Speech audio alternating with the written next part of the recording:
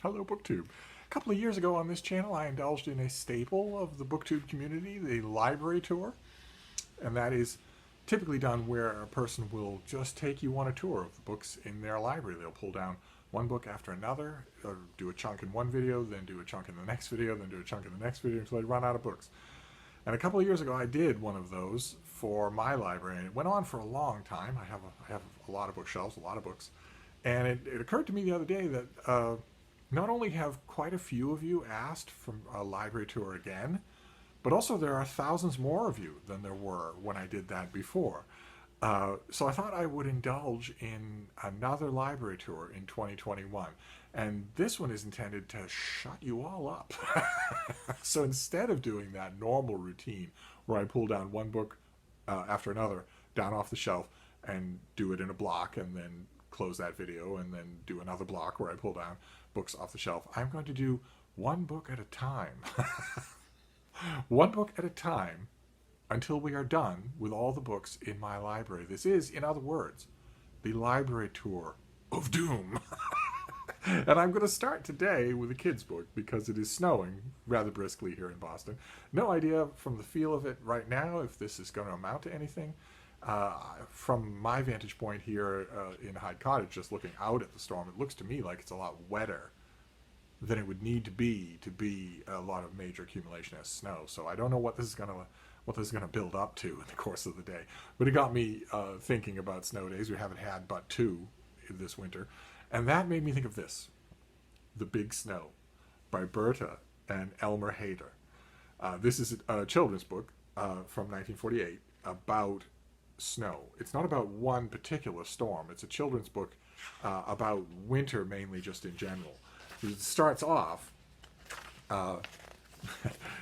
with our authors in front of a very signature house, but it starts off with the various animals in what is the northeastern United States, noticing that the seasons are changing, that the weather's getting colder, and that migrating animals are starting to disappear.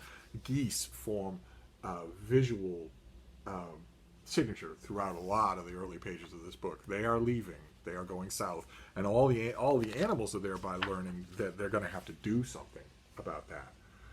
And the book takes us in the early pages through their various strategies. The perennials, the year-rounders, scoff at the idea of migrating, but they do need to stock up on food. The chipmunks' pouches are full of food, whereas a lot of the other birds will take note of the geese going south and go south themselves. You have the geese still flying south, but you have hardy year-rounders like cardinals and blue jays just telling each other that they're not going anywhere. There's plenty of food if you know how to find it. And in addition to that, you have burrowing animals realizing that they're going to need to troop off to their dens with their young. They can handle some of it, but they're going to have to hibernate they're going to have to sleep for most of the winter, for the really hard parts of the winter. And you have in-betweeners like deer. Look at that lovely artwork there. Like deer trying to figure out what they're going to do. They don't hibernate and they don't migrate, so they've got to come up, but they are huge animals, so they have to come up with something to eat. And then the snow starts to fall. There are limited little snowfalls that make all the animals happy and that don't seem like the end of the world, but then eventually a big snow comes. A storm where millions of flakes fall from the sky and where the snow covers the ground and falls for days. So that when it is finally lessening and starting to end, the world looks transformed. Look at this 2-page spread. Just look at that. Where the world has been transformed. Everything is buried in snow. And then the animals have to figure out what they're going to do. The skunks and the raccoons come out, see all the snow, and go right back into hiding. The other animals have to scrounge for food, and a blanket of snow from a big snow makes that tough to do. So the old man and the old woman in the story, who we saw at the beginning, carefully shovel out walks in order to lay down food so that all the various hungry denizens of the forest can come and feed at once. And that is what it's like to have a big snow.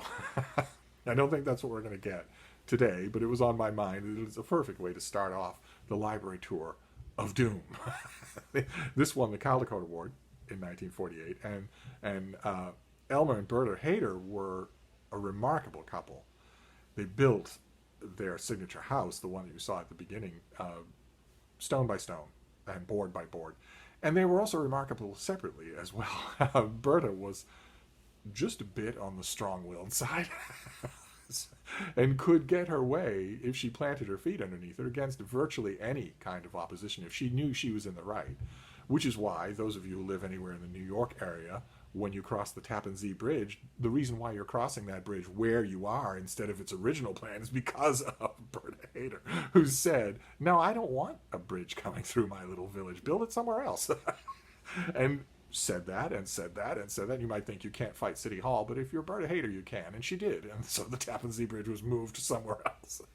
And some of you might also be able to maybe guess from this kind of illustration that where you might have seen Bill Hader's work before, or Elmer Hader's work, is John Steinbeck cover art. He did a lot of original John Steinbeck cover art, some of which is quite distinctive, synonymous with Steinbeck's books. So they were an absolutely remarkable couple, lived to a ripe old age, and this is probably, aside from a couple of historical notes, this is probably the book of theirs that will live the longest. I believe that Scholastic still prints The Big Snow, even though they don't print anything else by the Haders. I could be wrong about that, but nevertheless, it's a wonderful, utterly charming book. Who knows how long the world that it describes will still be around? Who knows how long we will go with big snows that routinely happen every year in the Northeast? Certainly, I find a year like this one has been anomalous. It's hardly been cold, and it's hardly snowed at all. And there have been years like that in the past. Maybe the big snows are coming. But in the meantime, I pull this down off the shelf whenever I can and get to enjoy memories all over again in this absolutely delightful book. So that's how we're going to start off. That is the start of our library tour of doom. the Berta and Elmer Hader's Caldecott Award-winning kids book, The Big Snow, which I highly recommend. It's delightful. And I should warn you ahead of time, in addition to the warning that I started this video with, that I am going to break you.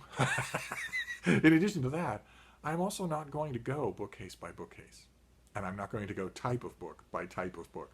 I'm going to bounce all around, which means there's going to be an infinite capability for repeats and exclusions. This will never, therefore, be a Jesuitically complete library tour, and that will destroy the peace of mind of those of you who care about such things. So this is the library tour of doom is designed to end not only you, but library tours as we know them. So buckle in. So who knows what we'll do tomorrow. Thank you, BookTube.